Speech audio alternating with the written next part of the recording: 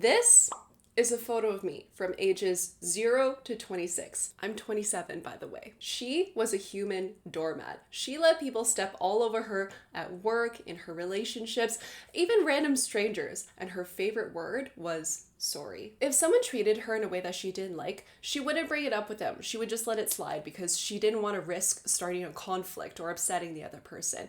And as a result, she felt like people were taking advantage of her kindness all the time, and she harbored a lot of resentment. Thankfully, this human doormat has worked on herself, and today she's at a point where she feels confident being assertive and standing up for herself when she needs to. And as a result, she's more respected at work and in her relationships. She's no longer afraid to upset someone if it means preserving her self-worth. And her favorite word now is no. So now, as a therapist, whenever someone comes to me about how they're a people pleaser and how this causes issues for them and how they wish they could be more assertive, I have a very good understanding of these individuals and how to guide them to break out of this behavior because I've had to go through the same thing myself. So in this video, I'm going to share with you that exact process for stopping people-pleasing behavior so that you can stand up for yourself with confidence. This is going to be a very in-depth guide, so I've got timestamps so that you can see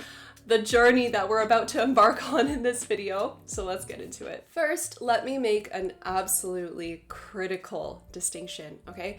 Being a nice person and being a people pleaser are not the same thing. Oftentimes, people pleasers believe that they are just being a nice person when they go to great lengths for other people.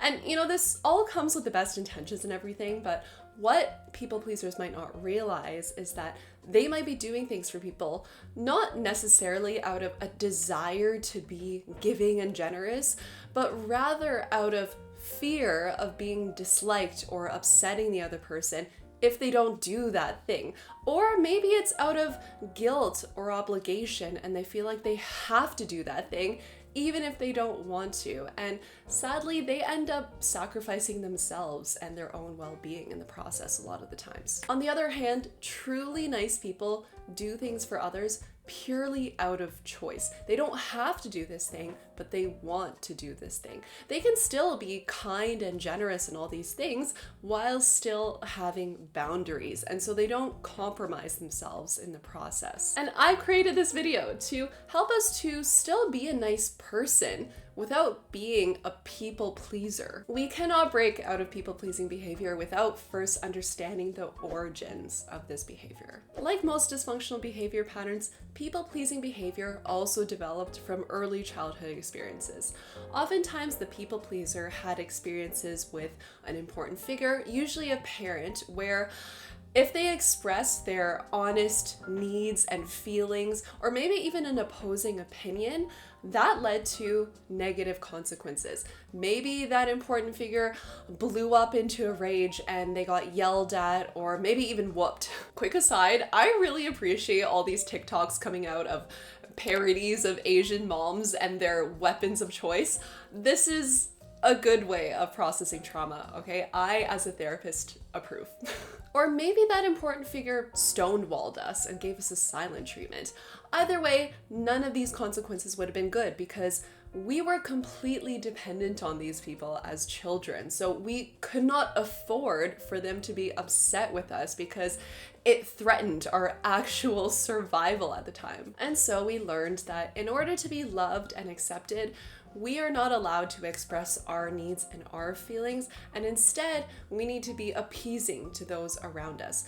We need to be acutely aware of their needs and their feelings so that we can mold ourselves to them as quickly as we can. Otherwise, bad things would happen. So we can look at people pleasing as a behavior learned in childhood that kept us safe at the time.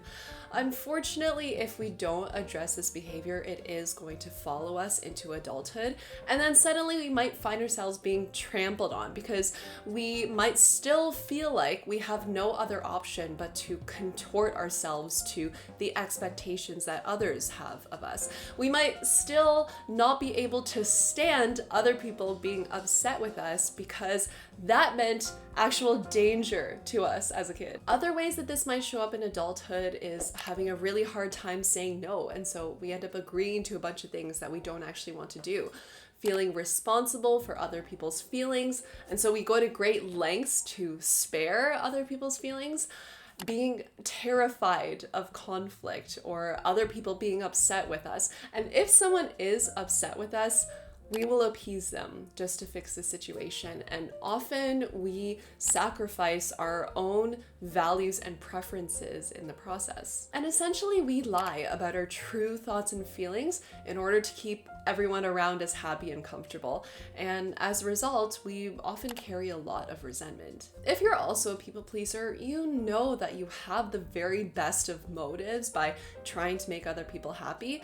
But reality is that our good intentions aren't doing anyone any favors here. There are a lot of negative consequences to people pleasing.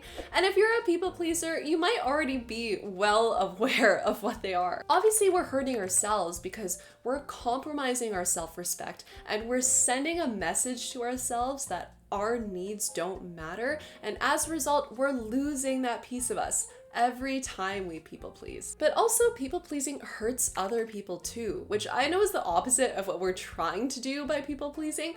But I mean, obviously we should be lying in our relationships. Like, for example, if we take the situation of staying in a relationship with someone only because we don't want to hurt them by breaking up with them, that's not doing them any favors either. First of all, we're wasting their time, and also they deserve to be with someone who truly wants to be with them too. And of course, people pleasing hurts our relationships with others when our needs aren't being met because we're not voicing them.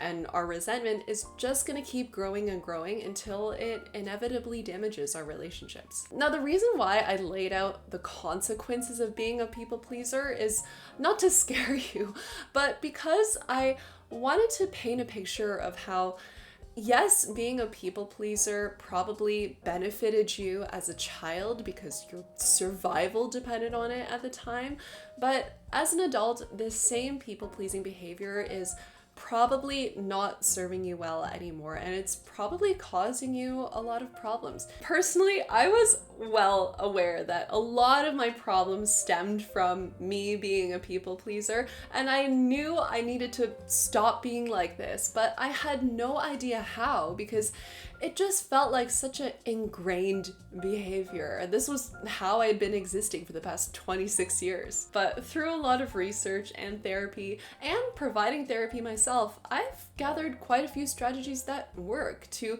stop people pleasing and start standing up for ourselves confidently. And in this next part of the video, I'm going to share them with you. I have 3 mindset shifts and 3 action steps that we can all start doing today to overcome people pleasing. Let's start with the mindset shifts. Mindset shift number 1 is to remind yourself that most people can tolerate disagreement from you. Not everyone is like our parents or other important figures who our anxiety centered around as a kid. Most people can cope with you respectfully challenging them or giving them some difficult information without exploding. Most people can handle themselves. And even if they do have a big reaction to us saying no or disagreeing with them, we're adults now. We're no longer that dependent kid anymore. We have power and autonomy.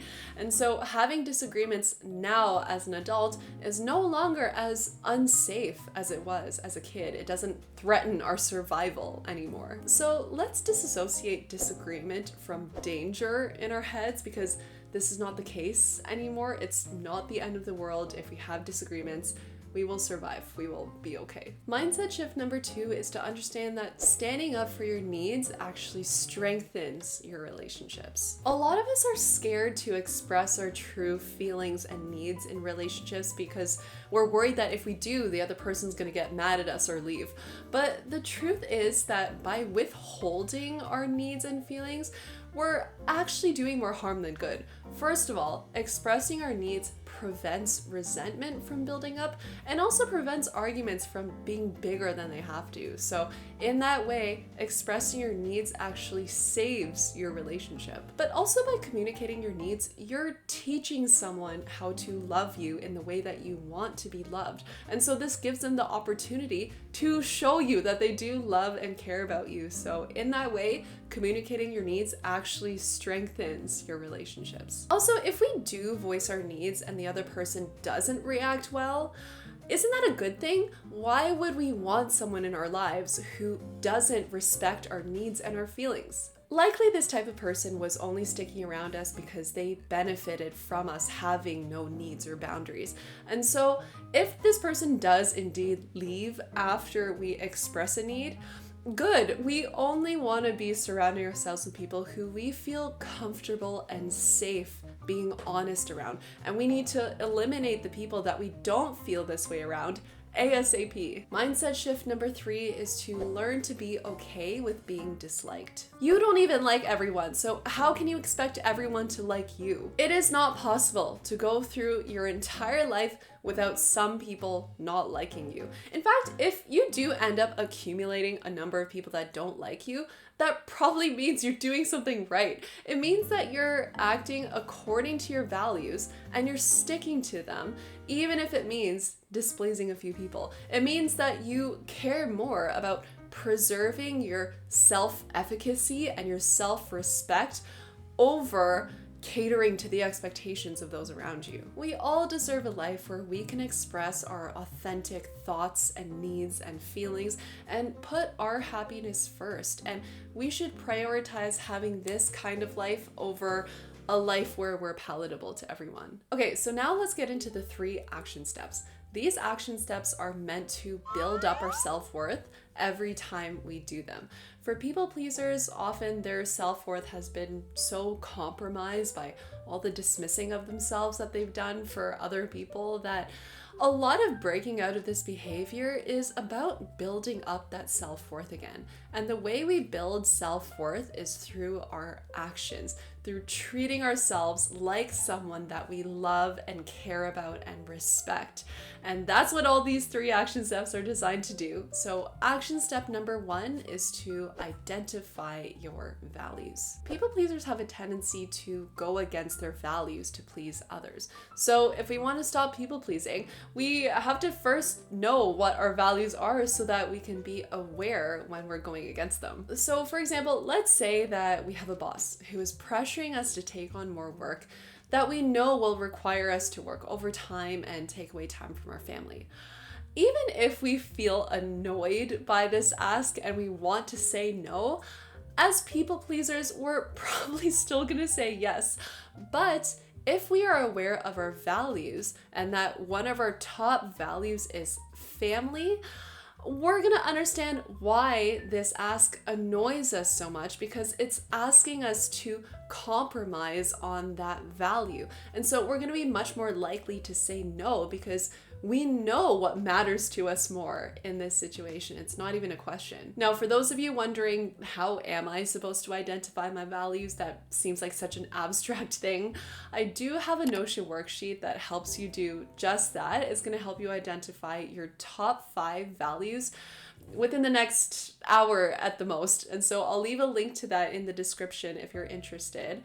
But I promise you that knowing your values in advance is going to help you to make much better decisions in favor of your self-worth whenever it comes time to say no or state a need or a boundary. And so I highly recommend doing this exercise. Action step number 2 is to create a personal bill of rights.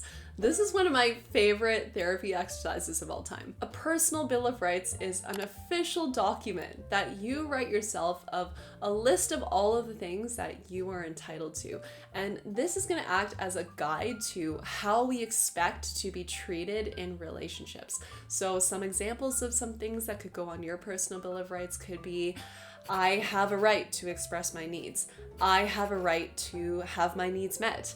I have a right to say no to requests simply because I don't want to do them. And I'm gonna leave a list of more things that we all have a right to here so that you can use it as inspo for when you're creating your own personal Bill of Rights, so feel free to take a screenshot of it. Now, sometimes it might feel hard to believe the statements on our personal Bill of Rights, especially if we've been a people pleaser for probably decades at this point. So if that happens, I find it helps to think about your personal Bill of Rights in the context of your best friend.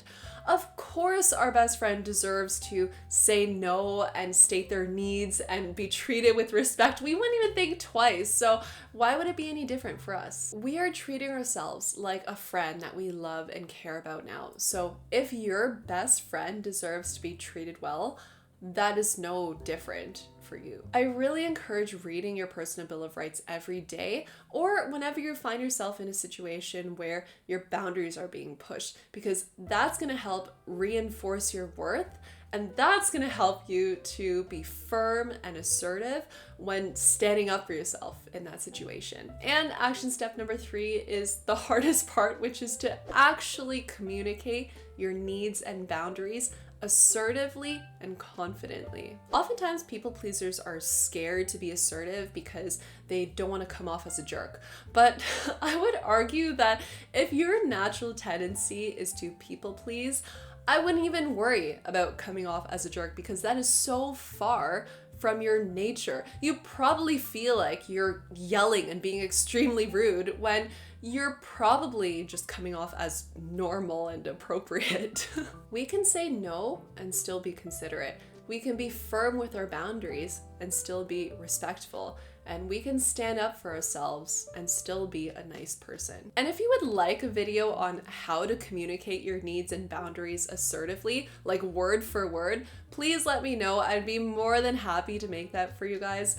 Let me know in the comments if that's something you'd like to see. And when you do actually speak up and it goes well and your relationships start improving and you start getting treated better, that gives you proof that this stuff works, and you're gonna wanna do more of it. You're gonna wanna make more votes of confidence for yourself and your needs, and your life will change as a result, because you will discover a whole version of your life where you stand up for yourself, you get respect, and you get your needs met. And because of that, a whole world of opportunities will open up for you. And I'm speaking from both professional and personal experience. So that brings us to the end of this guide on how to stop being a people pleaser. If you found this video helpful, you're gonna want to check out this video next, which is my video on how to handle conflict when you hate conflict.